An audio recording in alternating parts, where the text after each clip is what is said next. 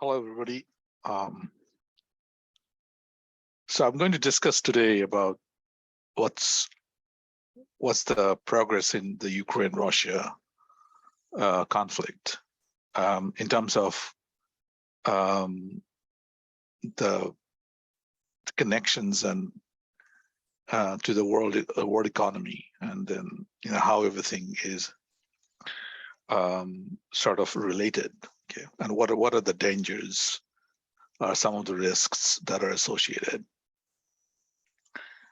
The political risks are totally very relevant, and they are quite big, and then those need to be addressed as well. But this is not what I'm going to talk about now today.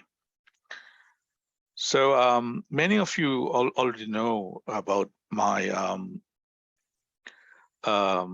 sort of interests in this area, and those who have been taking my papers and my courses, and we have been having a lot of chats about this issue.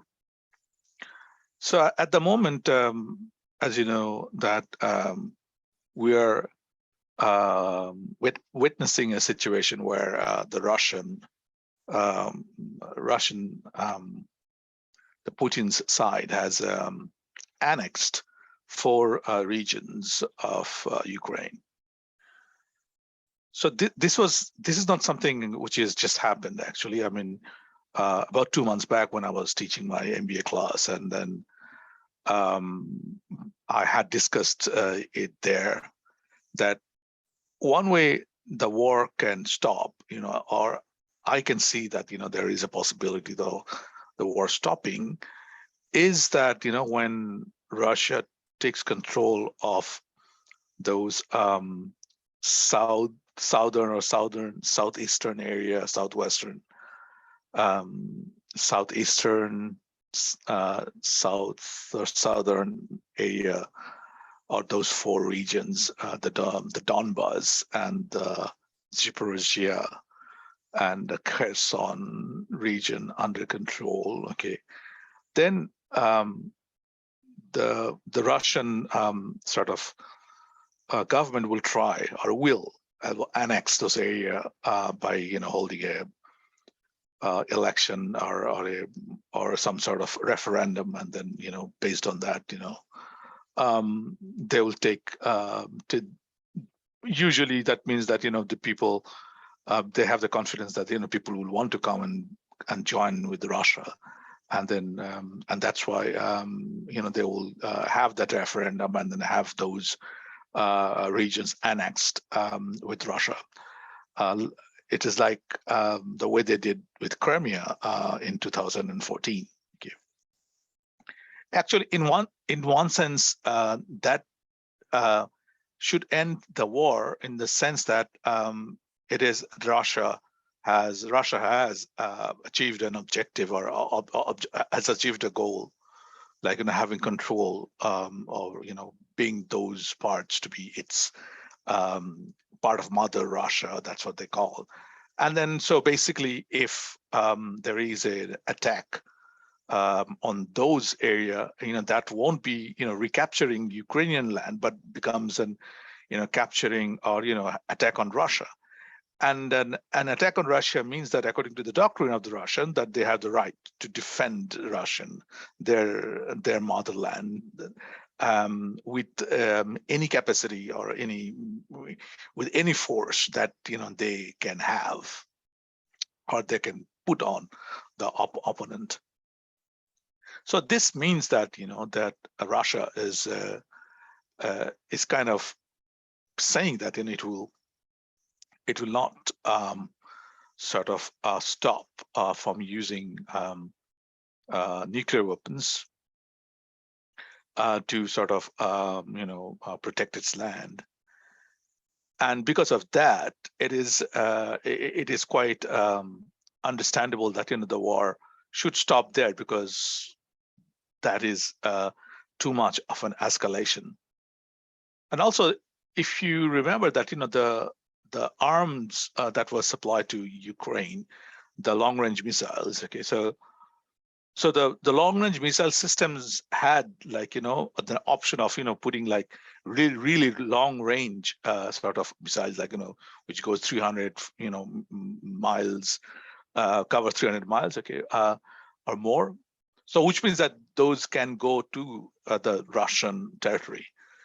So the NATO did not give them, the Ukrainian forces here, the artillery that goes long range. So they gave them artillery that goes short range. So which means that from the part of NATO, they didn't want to have an escalation either. Okay, so from that angle, like, it was my thought, and which I discussed in my class, that it is not really thinkable that after those areas are annexed, there will be, like, more escalation. So the war may stop there again. So at the moment, the war is not. I mean, we don't know what's going to happen. So today is October the 5th. So we don't know what happens. Later on, like, in the October or November 2022. So how long that this thing would last. Okay. But it looks like that things have really escalated. Okay. So one of the point that, in terms of economics, that I would want to sort of discuss over here is that if it really sort of escalates, and then the world economy becomes, like, into a risk-off mode again, like, so in the beginning it started with the risk-off mode, then there were some gains, good gains, and then it started to gain again the risk-off mode, as that the UK, from the UK market, like, 500 billion pounds worth of assets value were wiped off when the Liz Truss government announced that mini budget.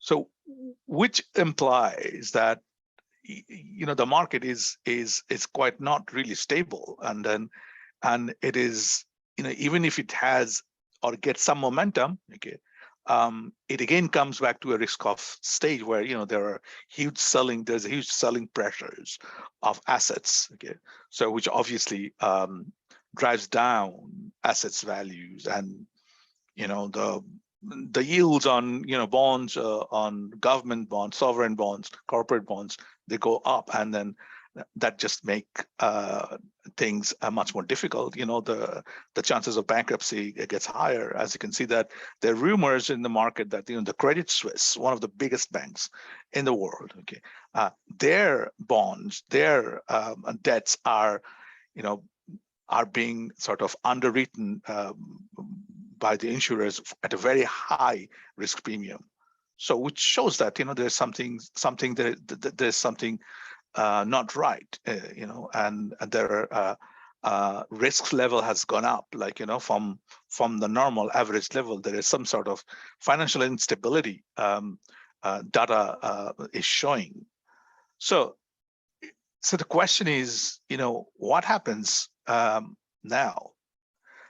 I wish to sort of make another video where I'm going to explain in depth that what it actually means for the economy. Okay, but now today I just want to say that we are in a absolutely difficult situation, a precarious situation, in the sense that at the moment the world inflation rate has globally become very high, and all the central banks are in a hawkish mode, and they're trying to bring down the inflation.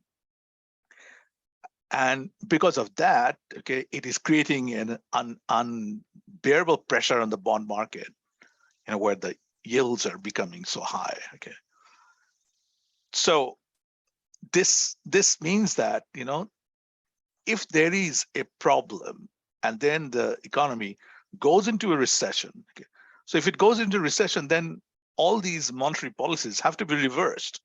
Now they're taking, they're tightening the monetary policy, tightening the money supply, and when it goes into a recession, then they have to loosen it up again. Okay, And if it happens side by side, and some areas there are tightening and some areas that are loosening, okay, then it's difficult to sort of see where the global economy will be going. Like, which assets classes will have an appreciation in terms of values, and which asset class will have depreciation in the asset values. Okay? And that definitely puts a lot of pressure on investors. And then the risk off mode, would even become more prominent. And probably there'll be like a big sell-off everywhere, and investors will look for safe havens. And so one of the sort of safe havens like gold and US dollar, like that. But that may not be enough. So investors will just keep their money as cash, and that ultimately can lead to a prolonged recession for the global economy. And a prolonged recession for the global economy means that for an average person, you don't expect that there is the income level will go up yearly, or the return on their investment will go up yearly basis. It will actually be falling. It will go down. So just imagine, for a household, they are expecting their income to fall on a regular basis because it is a global recession. And then what happens to the living standard of the people, in that household? What happens to their plans? Many of the plans regarding their children's education, their holidays, or their welfare, their health. Many of the plans are based on assumptions that they have a yearly increment to their income. There won't be an yearly increment to the income. So we are all heading for a period when there is economically everything is getting choked, and politically everything is getting not only uncertain, they're getting dangerous. Okay, so in such conditions, the typical economic variables can take on values which are very negative, very unexpected, and that could lead to a falling standard of living for a generation or two. Okay. So thanks for listening. I hope to put more videos on my views on Ukraine and Russia conflict, okay, from now on. See you later.